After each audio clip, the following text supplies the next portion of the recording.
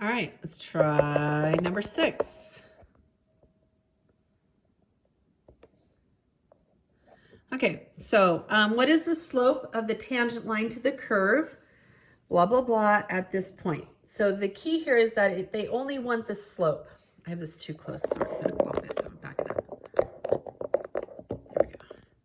So we need the slope, so we're gonna do the derivative of this. We've got to do the derivative all the way through. So the derivative of 2y squared is 4y, but that's with respect to y, so we have to say dy by dx minus 2x. The derivative of 4 is 0, and then negative 3xy, we're going to have to do product rule. Ready? It's the first times the derivative of the second. Well, the derivative of y is a 1, but it's with respect to y, so we have to say dy by dx plus the second times the derivative of the first, which is a negative 3. And that one was with respect to x.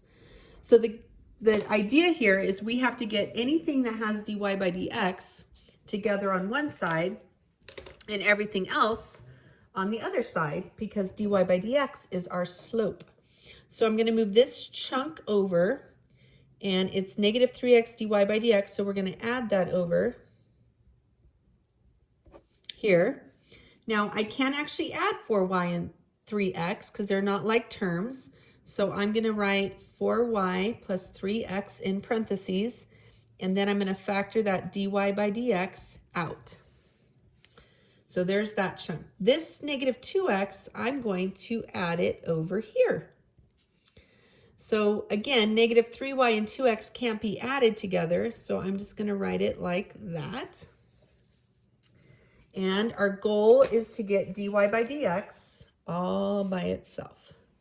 So I am going to take this chunk and I'm going to divide it over. So 4y plus 3x. Move it over. And then we're going to go ahead, because they told us what x and y were. They're negative 2 and 3. We're going to plug those values in. So we have negative 3 times 3 plus 2 times negative 2 over 4 times 3 plus 3 times negative 2.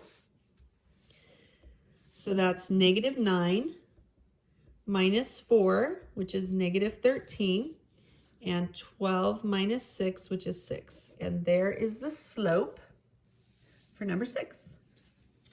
All right, number 7, this one's related rates. This is the ones we've been working on recently, so we should be better at it. It's probably the easiest related rate one you can be asked.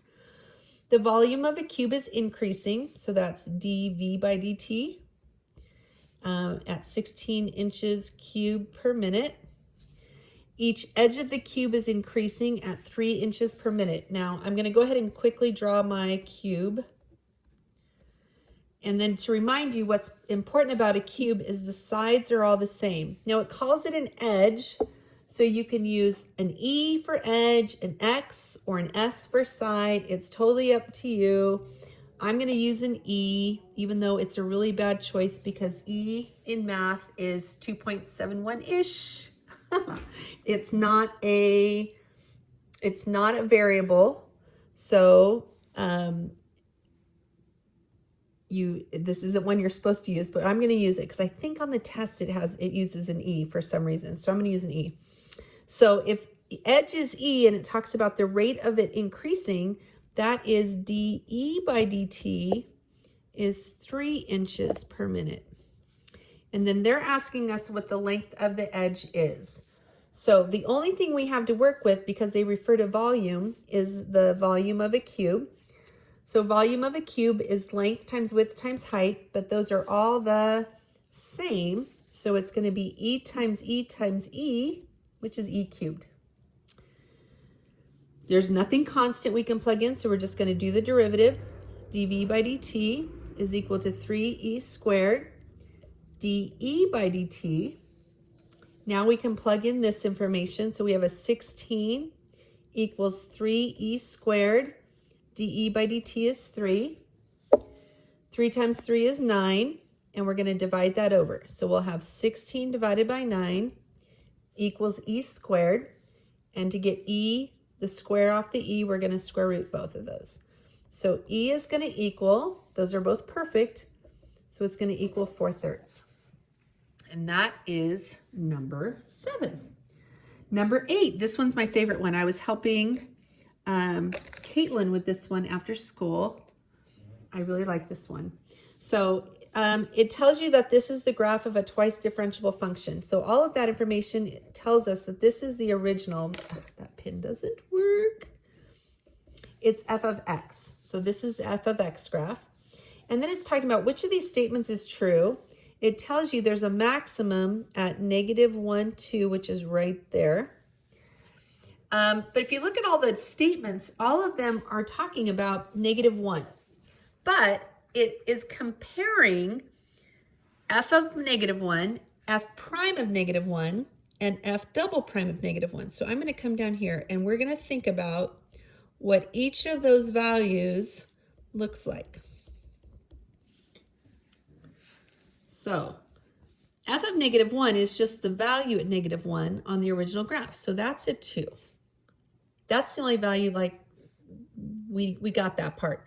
Now, f prime means the slope right there. So the slope right there, because it's a maximum, is 0. So we know that value. The second derivative at -1, we want to know what that is, but we don't know the value of that. We just know some basic things. So looking at the graph, would you say that that is concave down or concave up? It's concave down. Since it's concave down, the second derivative has to be negative. We don't know what the value is, but we know it's negative. So if you had to put these in order from least to greatest, because that's how these are, the smallest one would be f double prime. And then the next smallest one would be f prime.